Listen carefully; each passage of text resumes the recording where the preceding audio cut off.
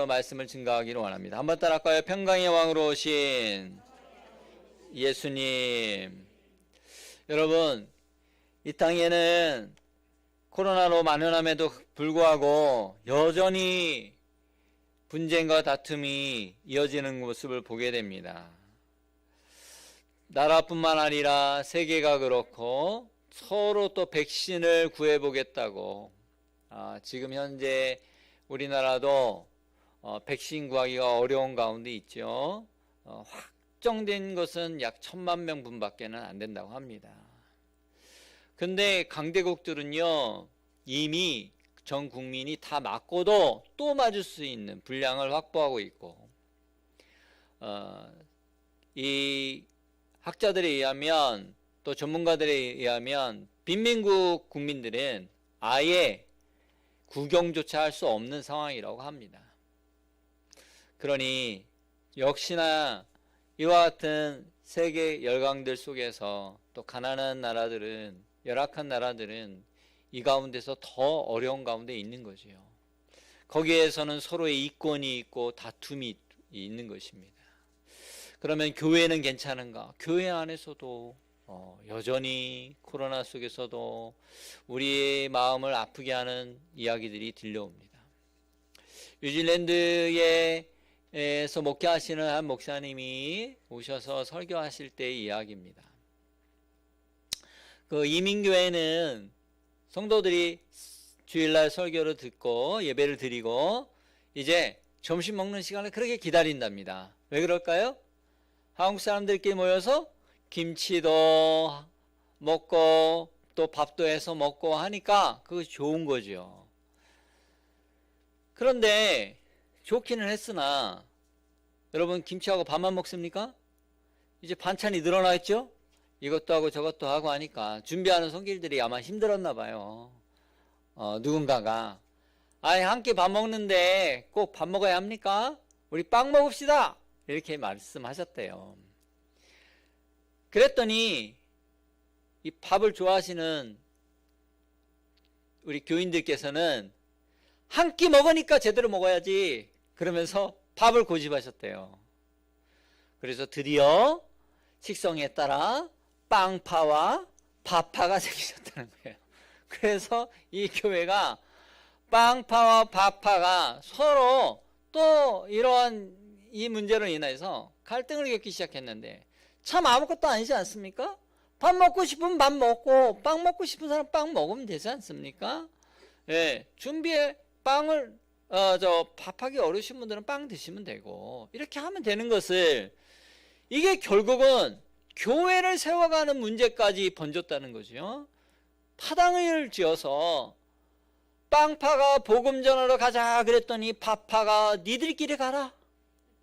너희들 꼴보기 싫다. 또 밥파가 기도 모임 갖자 어려우니까 그랬더니 빵파가 너희들끼리 기도해라. 우리끼리 한다. 이렇게 돼서 교회가 큰 어려움에 직면하고 서로 다투고 분열하는, 그래서 담임 목사님은 마음 아프셔서 매일 기도하시는 그런 아픔을 겪었다는 것입니다. 여러분, 이것이 과연 하나님 나라에 합당할까요? 로마서 2장 8절에 이렇게 말씀합니다. 다 같이요. 오직 당을 지어 진리를 따르지 아니하고 불의를 따르는 자에게는 진노와 분노로 하시리라. 우리 주님 다시 오실 때에 여러분, 진노와 분노를 당하지 않기를 원합니다. 우리는 어찌하든 간에 당을 짓지 아니하고 서로 화평하고 화해하고 사랑하는 관계여야 할 줄 믿습니다. 코로나 속에서도 여러분, 망하는 교회들이 있습니다. 망하는 교회들 어떤 교회인지 아십니까? 내로남불식의 교회들입니다. 한파는 힘이 있는 쪽에서는 내가 힘이 있으니까 내가 하고 싶은 대로 다 하고, 그것이 또 실수가 지적되면 그건 로맨스야 이러고 덮자고 하고, 또 다른 한쪽에서 조금만 실수를 하면 그것을 지적하고 책망하고 징계하려고 하고 하다 보니까 교회가 코로나도 어려운데 거기에서 더 큰 어려움을 겪게 되는 교회들이 있다는 소식을 듣고 정말 마음이 아팠습니다. 남 얘기뿐만 아니라 우리 교회도 그러면 안 되겠다는 마음을 더 갖습니다. 여러분, 왜 이와 같은 일들이 벌어집니까? 그들의 마음에 평안이 바닥났기 때문에 그래요. 마음에 여유가 없고 평안이 없으면요, 사람이 강팍해져요. 날카로워져요. 그리고 작은 일에도 화를 내게 되고 그냥 넘어가지 않게 되죠. 평소에 엄마가요, 아이가 놀이터에서 좀 늦게 놀아도요, 집에서 그 이웃 주민들과 함께 어울릴 때는 아이가 늦게 들어와도 별 말을 하지 않아요. 왜? 엄마들이랑 같이 이야기하고 차 마시고 노느라고. 에? 그런데 남편하고 대빵 싸우고 혼자 열 많이 받고 있는데 애 조금 늦잖아요. 소리 지르고 야단을 치는 것입니다. 여러분, 우리 안에 진정한 평화는 어떻게 임할까요? 세상의 이 평화는 힘으로 얻어지는 평화입니다. 그래서 팍스 로마나라고 해서 로마의 평화는 어떻게 이어졌습니까? 그들의 힘에 의해서, 군인들의 그 무력에 의해서, 피비린내나는 전쟁을 통해서 이루어지는 평화입니다. 그 평화는 가짜 평화입니다. 왜냐하면 그것은 가진 자, 힘 있는 자들만이 누리는 평화이기 때문에 그렇습니다. 다른 상대적인 곳에 있는 사람들은 피눈물을 흘리는 시간이기 때문에 그렇습니다. 여러분, 이와 같은 평화는 거짓된 평화입니다. 이런 참된 평화 없는 세상에 우리 하나님께서 하늘 영광 버리고 이 땅에 오신 분이 바로 평강의 왕 예수 그리스도이십니다. 평강의 왕 예수 그리스도만이 우리에게 진정한 평화의 왕이 되십니다. 그러면 평강의 왕 예수님은 우리에게 어떤 평강을 허락하셨을까요? 첫 번째, 화해를 가져다 주시는 평강의 왕 예수 그리스도이십니다. 한번 따라합니다. 화해를 가져다 주시는 평강의 왕 예수 그리스도. 코로나19가 이렇게 확산되는데 여러분, 정치권을 보면 어떻습니까? 여야가 서로 화해했죠? 서로 사랑하고 있죠? 서로 협력해서 코로나 막자고 일심이 되어 있죠? 백신 구하자고 서로 발벗고 나서고 있나요? 정은경 본부장한테만 난리치고 있잖아요. 함께하면 얼마나 좋습니까? 나름대로 다 또 아는 사람들이 있고 또 해외에 연관된 분들이 있으면 서로 힘을 도와주질 못할 망정 다친 사람한테 가서 빨리 구해오라고 그러고 말이죠. 여러분, 그런 마음이면 안 되는 것입니다. 어찌하든 간에 서로가 대립하지 말고 화해하는 마음으로 도와줘야 되는데, 노사도 마찬가지고 교회도 진보와 보수가 나눠져서 어떤 교회는 무조건 다 나와서 예배드려야 한다고 하시는 목사님도 계시고, 또 일절 나오지 말라고 하는 목사님도 계시고, 도대체 성도님들은 어디에다가 장단을 맞춰야 할지 모르고, 이러면 안 되는 거죠. 우리가 어려울 때일수록 서로 합력하고 선을 이루어 나가고 지혜를 모으고, 이 확산세에 있을 때 확산을 막으려고 서로 애를 쓰고 그래야 하는데, 서로 자기 주장이 옳다고 하는 그런 비난만 일삼는 모습은 하나님이 기뻐하지 않으시는 것입니다. 야고보서 4장 1절에 이렇게 말씀합니다. 다 같이요. 너희 중에 싸움이 어디서부터, 다툼이 어디로부터 나느냐? 너희 지체 중에서 싸우는 정욕으로부터 나는 것이 아니냐. 여러분, 여기서 싸운다는 건 뭘 의미하냐면요, 주먹 쥐어보세요. 주먹 쥐고 옆 사람을 노려보고 막 주먹질하는 걸 말하는 거예요. 무장하고 싸운다 이 말이에요. 이게 그 다툼이에요. 이 싸움이에요. 그리고 다툼은 뭐냐? 말로 싸우는 거예요. 말로 아주 죽일 듯이 싸우는 거예요. 그래서 이 다툼과 싸움은 같은 의미를 갖고 있어요. 여러분, 말로 싸운다고 안 아픈 게 아니에요. 말로 싸우는 게 더 아파요. 주먹으로 때리면 멍들면 약 바르면 되지만 마음의 상처 입으면 약이 없잖아요. 얼마나 힘들어요. 서로 상처되고 그 상처가 씻어지려면 많은 시간들이 걸리고. 근데 그와 같은 일들이 왜 벌어지는가? 너희 마음으로부터 나오는, 육신으로부터 나오는 정욕, 여기서 정욕은 이기적인 욕심을 말해요. 이기적인 욕심으로부터 비롯된 것이다, 이렇게 말씀하고 있습니다.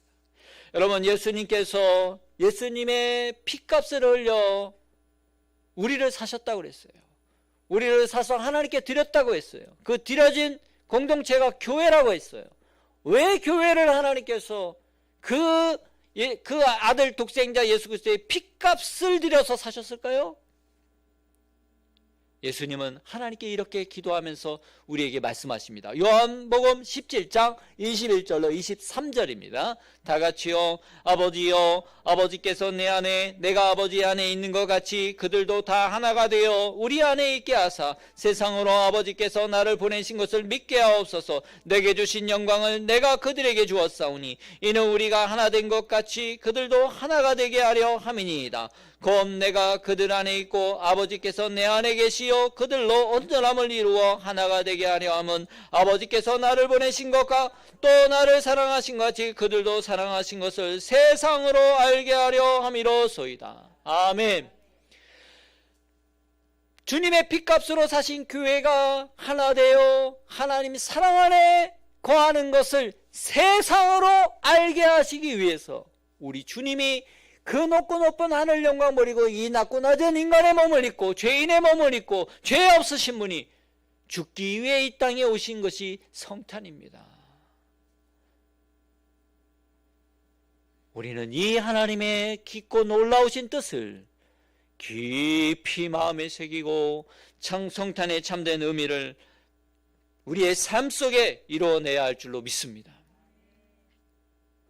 그런데 교회가 하나님의 머리 되심을 망각하고 예수 그리스도의 머리 되심을 망각하고 그 몸이 자기 몸을 자기가 물어뜯는 이와 같은 행동을 벌이는 이유, 우리는 정말 깊이 생각해야 합니다.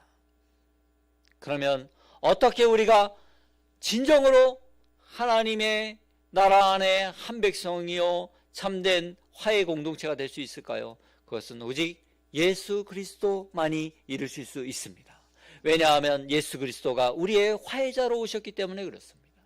하나님과 원수되었던 관계를 화해케 하시고 죄인에서 하나님의 자녀된 모습을 우리에게 허락하시고 우리로 하여금 생명의 씨앗을 얻게 하셔서 영생 부활에 이르게 하셨기 때문에 우리는 그 은혜 안에 서로 화해자로 살아야 할 줄로 믿습니다.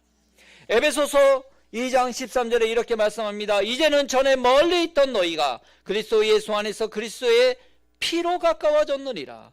그는 우리의 화평이신지라 둘로 하나를 만드사 원수된 것 곧 중간에 막힌 남을 자기 육체로 하시고. 할렐루야. 여러분, 원수된 관계를 하나로 만드신 분이 예수님입니다. 그래서 우리는 예수 그리스도 안에 하나 되어야 합니다. 율법과 조문에 따라서 우리가 움직이는 것이 아니라 십자가의 사랑 안에 하나 되어야 합니다.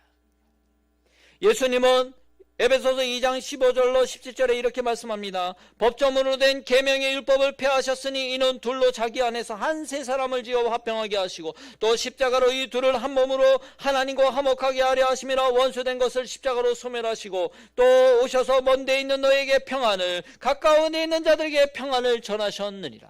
할렐루야. 여러분, 화해를 전해주신 평강의 왕 예수님을 따라 우리도 화해의 삶을 살아야 할 줄 믿습니다. 율법이 아닌 그리스도의 십자가의 사랑으로 바라봐줘야 한다는 사실입니다. 그래서 우리에게 예수님이 무엇을 요구하셨습니까? 마태복음 5장 23절로 24절입니다. 우리가 다 아는 말씀이죠? 다 같이요? 그러므로 예물을 제단에 드리려다가 거기서 내 형제에게 원망들을 만한 일이 있거든이 생각나거든 예물을 제단 앞에 두고 먼저 가서 형제와 화목하고 그 후에 와서 예물을 드려라. 우리가 하나님과 관계가 좋다 할지라도 인간관계가 바르지 못하고 우리가 아무리 열심히 기도하고 하나님을 찬양한다 할지라도 우리의 이웃과 우리의 형제와 우리의 교우들과 우리의 교인들과 원수 맺는 일이 있다면, 원망받을 만이 있다면 그 예물을, 그 예배를 하나님이 받지 않으시겠다는 겁니다. 못 받으시겠다는 겁니다. 그런데 오늘날 많은 교회들이 어떻습니까? 교우들이 어떻습니까? 하나님이 받지 않으시는 예배를 너무나 많이 드리고 있는 것입니다. 나와 다른 것뿐인데 틀렸다고 지적하고 상대방이 보이지 않는 곳에서 비난하고 비판하는 모습들, 우리 너무나 많이 보게 되는 것입니다. 그럼에도 불구하고 주일날이 되면 아무렇지도 않은 듯이 버젓이 하나님 앞에 경건한 모습으로 예배하는 그와 같은 바리새인적인 모습을 보인다는 것에 우리 주님이 마음 아파하시는 것입니다. 그러면 우리가 화해자의 삶을 살려면 어떻게 할까요? 바로 예수 그리스도의 평강이 우리의 마음을 주장하게 해야 합니다. 왕이신 예수님의 지배 아래 있어야 한다 이 말입니다. 골로새서 3장 15절 다 같이요. 그리스도의 평강이 너희 마음을 주장하게 하라. 너희는 평강을 위하여 한 몸으로 부르심을 받았나니 너희는 또한 감사하는 자가 되라. 여러분 예수 그리스도를 왕으로 모십니까? 여러분의 왕이 예수 그리스도 맞습니까? 그런데 왜 왕의 명령에 그렇게 순종하지 않습니까? 여러분 왕의 명령을 뭐라고 하죠? 어명이라고 합니다. 어명으로 여러분 어명으로 사약이 오면 어떻게 합니까?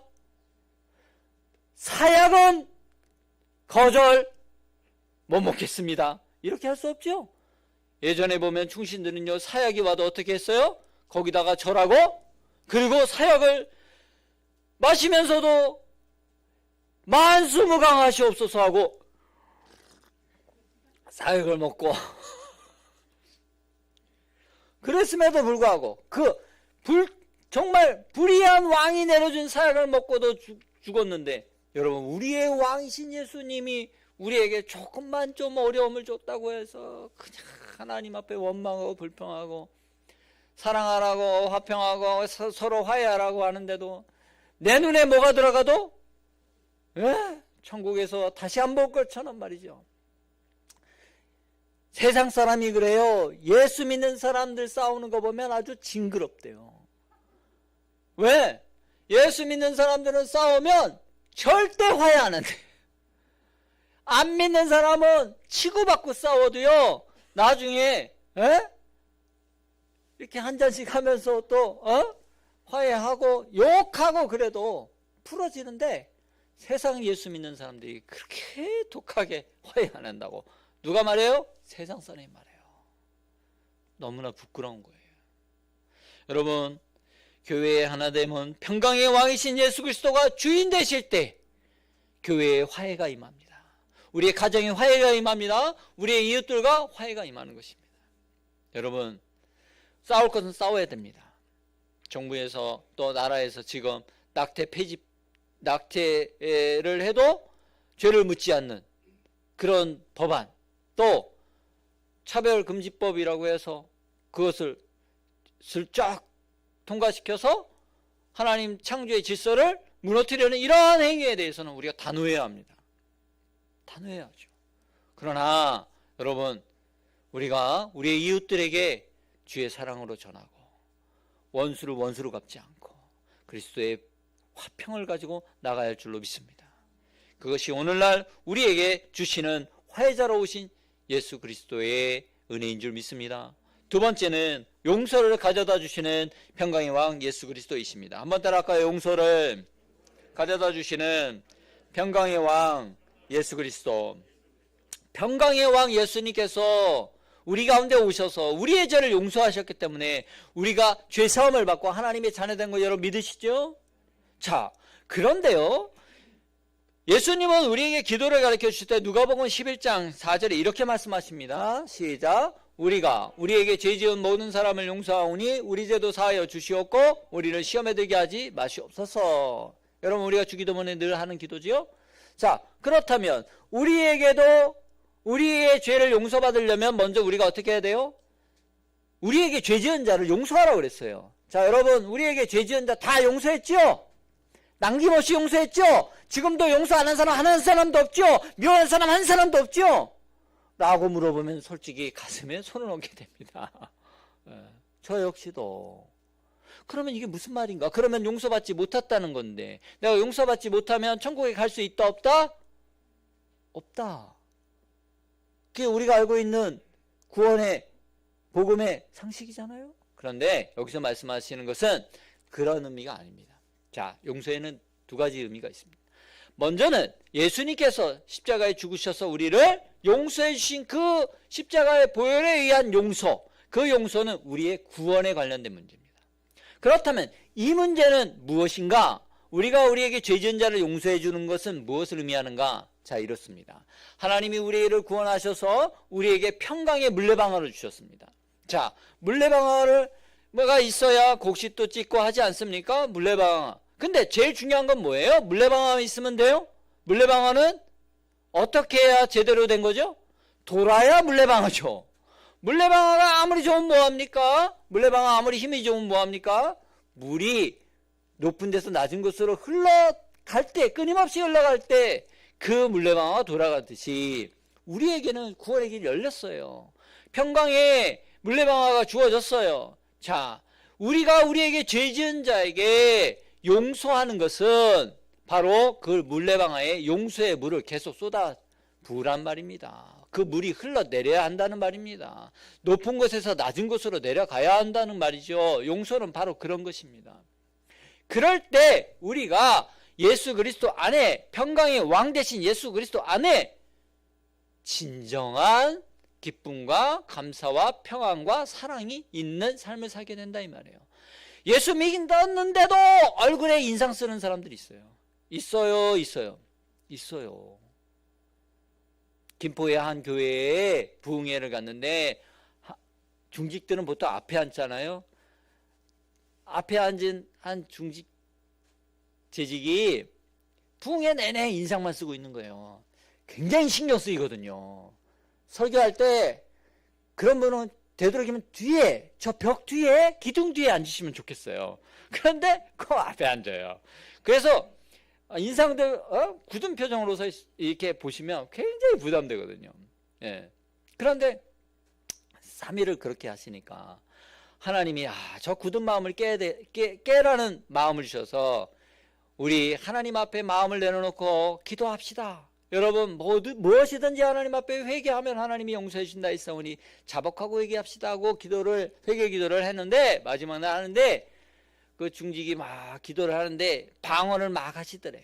그런데 이 강사 목사님이 들어보니까 방언 통역을 하나님이 하게 하시는데 그분에게 3년 동안 며느리하고 얘기도 안 하고 그러고 사신 것 회개하라 하십니다.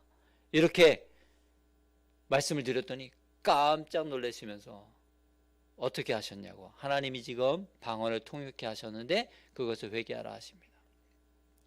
이분이 그 마음을 닫고 그냥 불안한 가운데 용서하지 못하고 있었으니까 은혜는 못 받는 거예요.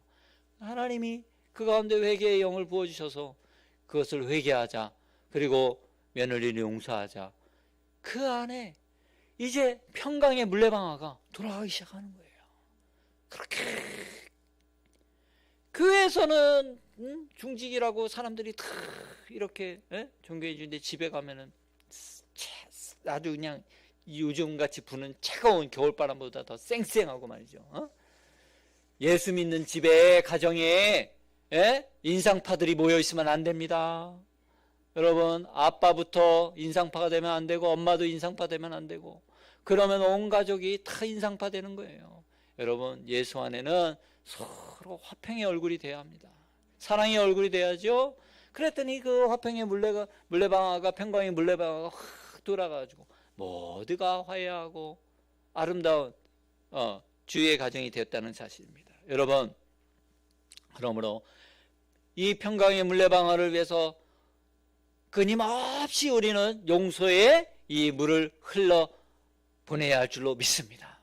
용서의 물은요, 여러분, 위에서 아래로 떨어지는 거예요. 밑에서 위로 올라갈 수가 없어요. 위에서 아래로 떨어진다. 이게 뭘 의미하냐? 간디가 이런 말 했어요. 약한 자는 절대 누군가를 용서할 수 없다. 용서는 강한 자의 특권이다. 그랬습니다. 강한 자, 높이 있는 자가 낮아질 때, 그때 용서가 이루어지는 겁니다. 여러분, 용서한다고 자존심 상해하지 마세요. 용서하는 사람이 진짜 특권을 가진 사람, 정말 하나님을 왕으로 섬기는 사람, 예수님을 왕으로 섬기는 사람인 줄로 믿습니다. 마지막 세 번째는 평강의 왕이신 예수님이 우리에게 주신 것은 폭풍 속에도 평강을 주시는 평강의 왕이라는 사실입니다. 한번 따라할까요? 폭풍 속에 평강을 주시는 평강의 왕 예수 그리스도. 요즘 여러분 평안하십니까? 미국의 코로나 이전과 코로나 이후에 그 18세 이상의 성인 남녀의 어떤 심리적 상태를 보스턴 대학하고 이제 저 브라운 대학에서 공동 연구를 했는데 정신 건강에 어떤 영향을 미쳤는가 봤더니 코로나19 이전에와 비교했을 때 무기력이라든가 또 의욕 저하, 막 공황장애 이런 것들의 경험한 비율이 이전에는 8.5%밖에 안 됐는데 지금은 무려 28%가 증가했는데 무려 3배나 증가했다는 사실입니다. 그래서 미국 전 국민을 조사해 볼 때 우울증 환자가 몇 퍼센트가 되는가? 20%가 된대요. 전 국민의 20%. 미국의 20%면 꽤 많겠죠? 얼마나 되는지 아세요? 4천만 명. 거의 우리나라 인구 숫자죠? 예? 지금 우리나라가 겨우 백신 맞을 수 있는 게 4천만 명인데 그것도 아직 확보가 안 됐는데 여러분 어마어마한 숫자들이 그런 코로나 블루 우울증에 시달리고 있다. 마음의 평안을 잃어버린 상태죠. 더더군다나 왜 그렇습니까? 경제적인 손실이 수입이 끊기고 지금 빈곤 상태에 놓여 있는 숫자가 너무나 많은 거죠. 미국에 지금 사망하는 대다수는요 흑인이 대다수라고 합니다. 그리고 흑인의 65세 이상 그 노인들은 80%가 사망한답니다. 거의 다 걸리면 죽는 거예요, 그냥. 왜 그렇죠? 전혀 의료 혜택을 받을 수 없고요. 경제적 빈곤 속에 있기 때문에 하루하루 먹고 살기도 힘든 거예요. 여러분 아시는지 모르겠지만 OECD 국가 중에 빈곤율이 가장 높은 4위 국가가 미국입니다. 우리는 더 밑에요. 그렇게 어려운 가운데 있어요. 여러분, 그러니 평안을 얻기가 쉽지 않죠. 평안은 쉽지 않죠. 특히나 경제적 위기는요, 사람을 매우 생명의 위협을 느낍니다. 여러분, 우리가 삼시세끼 먹으니까 그 고마움 잘 모르죠? 예? 끈이가 끊어진다고 생각해 보세요. 그것만큼 패닉 상태가 오는 게 없어요. 저는 경험해 봐서 압니다. 일방적으로 퇴직당하고 그래서 길거리에 내몰려서 아무런 준비되지 않은 상태에서 가장이죠. 식구들은 먹여 살려야 되는데 한 달, 두 달은 어찌 버텼어요. 그 다음에는 정말 패닉이 오더라고요. 어떻게 해야 할지 모르겠어. 길을 걷는데 내가 걷고 있는 건지 내가 뭐 어떻게 하는지도 모르겠어요. 내가 어디로 가는지도 모르겠더라고. 제가 그래서 그걸 알아요. 이 경제적인 손실과 빈곤이 가져오는 이 충격은 어마어마해요. 그런데 오늘 예수님이 우리에게 말씀하시는 이 평안, 너에게 평안을 준다는 이 말씀, 오늘 본문 요한복음 14장 27절 우리 다 같이 읽어볼까요? 시작. 평안을 너에게 끼치노니 곧 나의 평안을 너에게 주노라. 내가 너에게 주는 것은 세상이 주는 것과 같지 아니하니라. 너희는 마음에 근심하지도 말고 두려워하지도 말라. 여러분, 이 말씀하실 때가요, 예수님은 사실은 패닉 상태인 거예요. 우리로 보면. 왜? 이제 곧 십자가에 죽으셔야 돼요. 제자들은요, 그동안 믿고 따랐던 스승이 갑자기 십자가에 못 박혀 죽으신다는 거예요. 우리는 어쩌란 말인가? 모든 것이 지금 단절되고 끊어진 상태란 말이에요. 이스라엘 백성들에게는 희망으로 여겼던 5천 명을 먹이신 그 예수님이 이제 죽으신다는 거예요. 그들의 소망의 줄이 끊어진다는 거예요. 절망적인 상황이죠. 그런데 그때 예수님은 이렇게 말씀하세요. 내가 너희에게 주는 평안은 세상이 주는 평안하고 다르다는 거예요. 여러분, 세상의 평안은 어떤 거지요? 세상 평안한 게 뭐지요? 저는 지금도요, 그때 기억나요. 언제? 겨울에 우리 집에 연탄 들어오는 날. 그때 행복했어요. 예. 연탄광에 연탄이 가득 차면 그렇게 행복할 수 없었어요. 여러분, 배부르고 등 따시면 세상 좋지요, 뭐. 예? 그거보다 좋은 게 없다. 이 세상은 그렇다. 그런데 그것이 참 평안은 아니다. 왜? 로마서 14장 17절은 이렇게 말씀합니다. 하나님의 나라는 시작. 하나님의 나라는 먹는 것과 마시는 것이 아니요 오직 성령 안에 있는 의와 평강과 희락이라. 할렐루야. 여러분, 우리가 세상에서 누리는 이 평안, 육신의 평안 중요합니다. 여러분, 중요하죠. 이 엄동선 아래 갈 곳 없다고 생각해 보세요. 누울 자리 없다고 생각해 보세요. 차디찬 골방에서 자야 된다고 생각해 보세요. 얼마나 힘들고 어렵습니까? 예전에 연탄불 꺼져가지고 그냥 냉골에서 자던 겨울 밤이 기억납니다. 그러면 그 연탄불 피우느라고 고생하시던 어머니가 생각납니다. 어찌됐든 간에 연탄불이 다시 필 때까지는 오랜 시간이 걸려야 돼요. 그 냉골에서 자던 시절이 있었어요. 얼마나 추웠습니까? 그런데 여러분, 우리가 그러한 삶의 이제 평안도 중요하지만, 우리의 실제적인 삶 속의 평안도 중요하지만, 더 중요한 것은 먹고 마시는 문제보다 더 중요한 예수 그리스도 안에, 성령 안에 의와 평강과 희락이 우리 가운데 주어질 때 우리는 진정한 평안을 누릴 수 있게 된다는 사실입니다. 왜냐하면 그 차디찬 냉골 바닥에서도 억울하게 복음 전하다 잡혀 감옥에 갇혔던 바울과 실라는 그 가운데서 하나님 앞에 기도하고 찬송했다고 그랬습니다. 그것이 진정한 하나님이 우리에게 주시는, 폭풍 속에 주시는 평안인 줄로 믿습니다. 고난 중에 주시는 평안인 줄 믿습니다.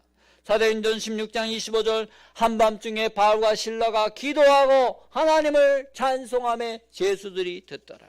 그래서 어떤 일이 벌어졌습니까? 지진이 나고 옥문이 열리고 하나님 나라가 임한 것입니다. 할렐루야. 그러므로 여러분, 두려움 가운데 있을 때 하나님의 평안을 찾으시기 바랍니다.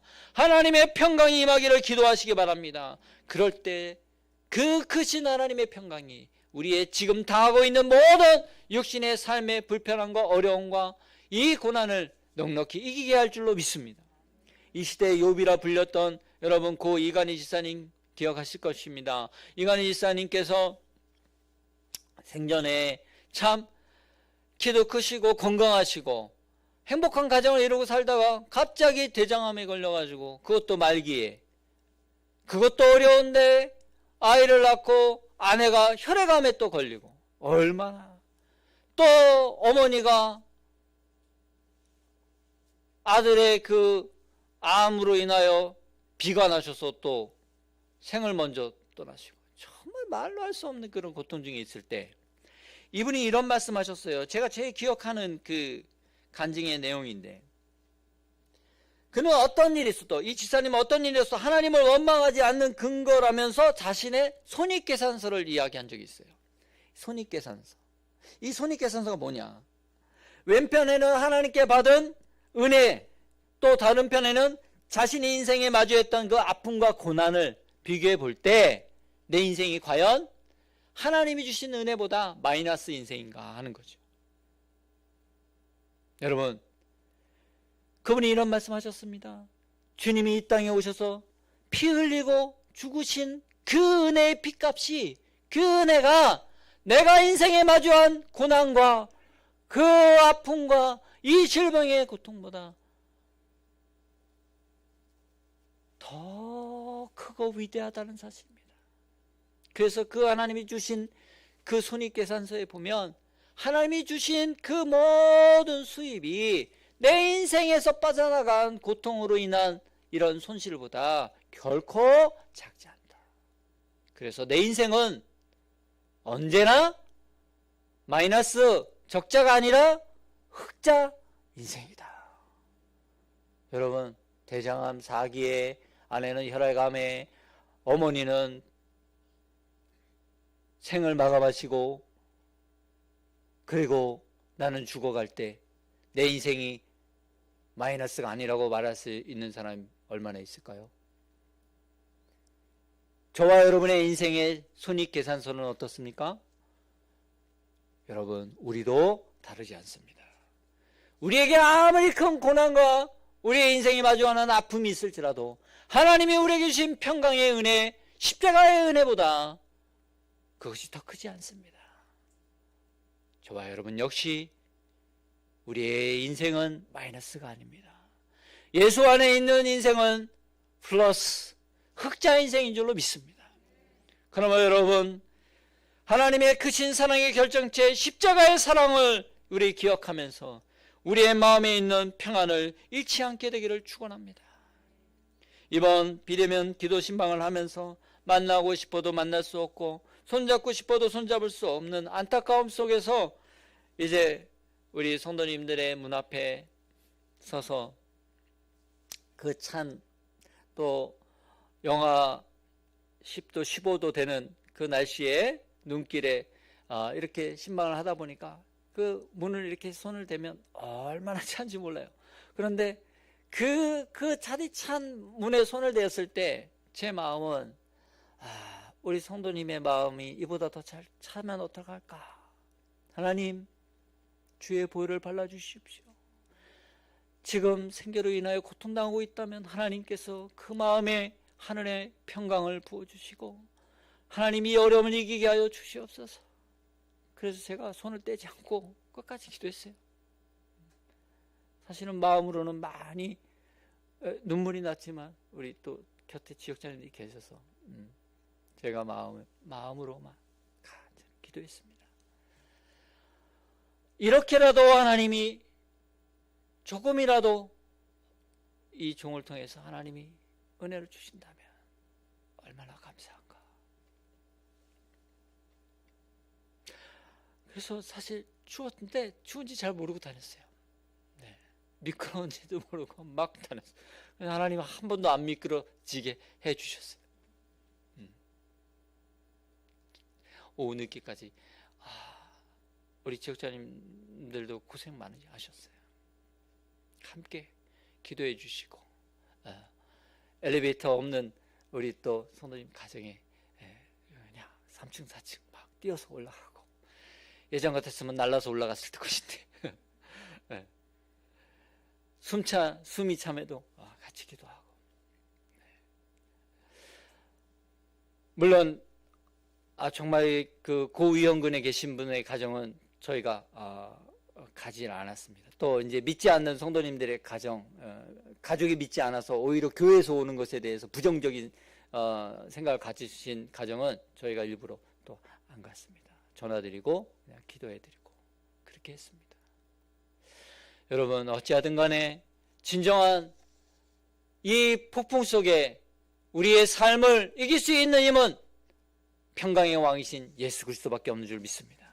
그 평강의 왕을 통하여 우리의 환경이 어렵고 힘들 때 그 평안을 빼앗아가는 악한 사단을 우리가 단호히 예수 이름으로 물리치고 우리의 교회, 우리의 가정, 우리의 공동체를 깨뜨리는 모든 그 작은 여우 같은 악한 사단의 꾀에 넘어가지 말고 어찌하든 간에 평화의 왕이신 예수 그리스도 안에서 오늘 본문 이사야 9장 6절에 있는 말씀처럼 그 이름은 기묘자라 모사라 전능하신 하나님이라 영전하신 아버지라 평강의 왕이라 우리가 이 이름으로 고백하며 그 평강의 왕 예수 그리스도를 바라보고 그분과 함께 이 어두운 시대에 이 폭풍의 시대를 넉넉히 승리하는 저와 여러분이